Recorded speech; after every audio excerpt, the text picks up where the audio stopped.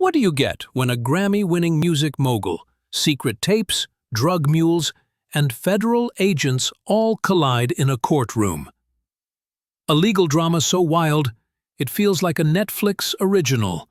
But this isn't fiction. It's the real-life trial of Sean Diddy Combs. Let's break down what's really going on. And trust me, it's more twisted than you think. Diddy, the legendary founder of Bad Boy Records, the man behind chart toppers, billion-dollar deals, and unforgettable parties, is now facing the biggest scandal of his life. From hip-hop royalty to a courtroom defendant, the fall has been steep. But why is he even on trial? The case. Charges plus timeline. The charges? We're talking about federal-level stuff. Racketeering, drug trafficking, and RICO violations. The same kind of law used to take down mob bosses. The trial's been unfolding for weeks. The prosecution just wrapped up their side. After 5 to 6 intense weeks of testimonies, evidence, and some jaw-dropping reveals. Next up, Diddy's defense team. And they say they only need 1 week to respond. That's how confident they are.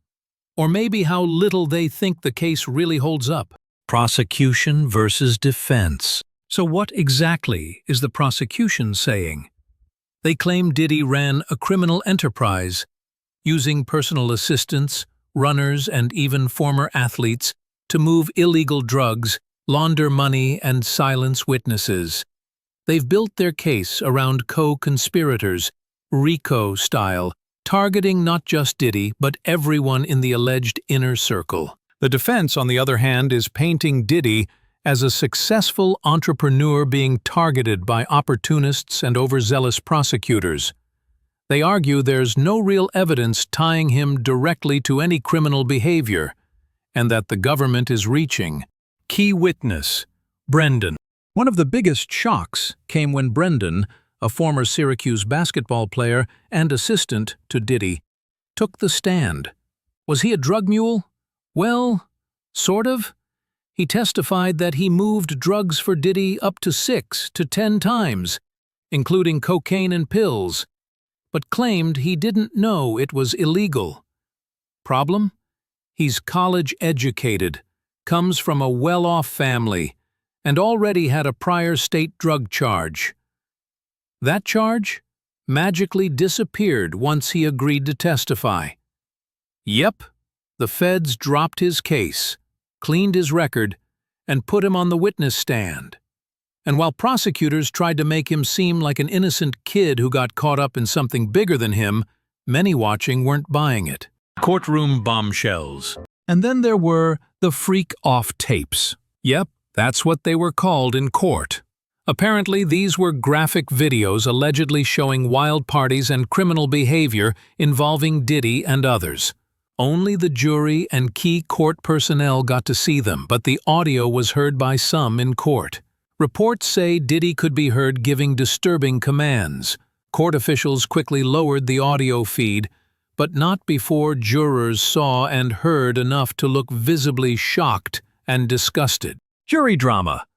And just when you thought it couldn't get messier, the jury started to unravel. Juror number 6, a black government worker, was dismissed after it came out he lied on official forms, possibly about his background or connections to the case.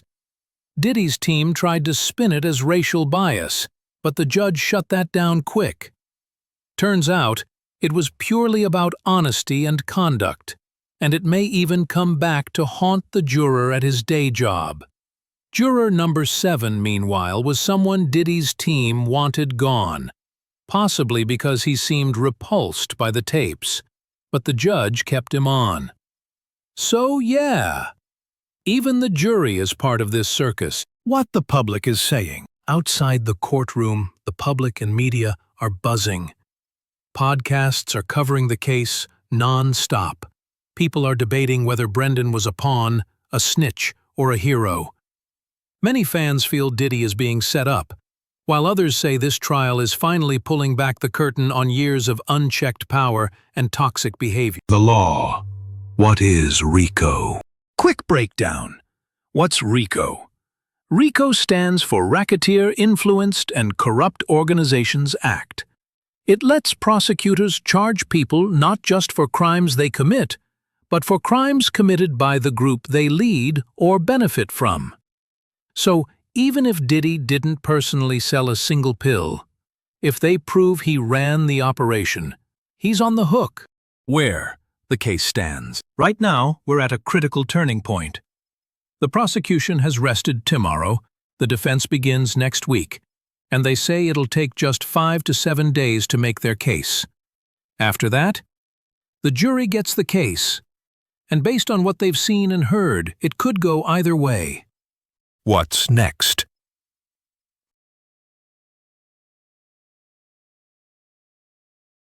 This isn't just about Diddy, it's about celebrity, power, justice, and who really gets held accountable in America.